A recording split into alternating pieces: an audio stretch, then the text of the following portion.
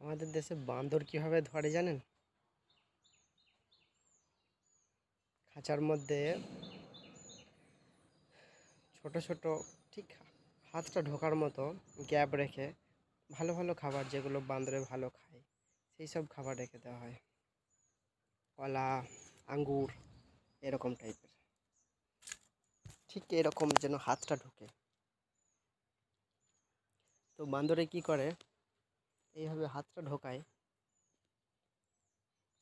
হাতটা ঢুকিয়ে ফলগুলো ধরে, ধরার পরে যখন খিঁচে তখন বেরোয় না, আটকে যায়।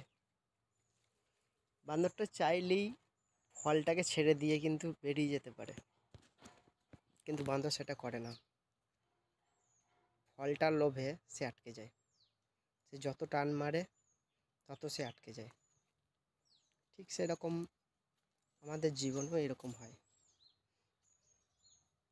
কখনো কখনো ছোটোখাটো লোভে আমরা বড় কিছু মিস করি। তাই জীবন থেকে কিছু শেখা দরকার। কখনো কখনো ভালো কিছু পাওয়ার জন্য খারাপ কিছু আমাদেরকে দিতে হয় ভবিষ্যতের জন্য। কখনো কখনো একটু পিছনে ফিরেও আসতে হয়।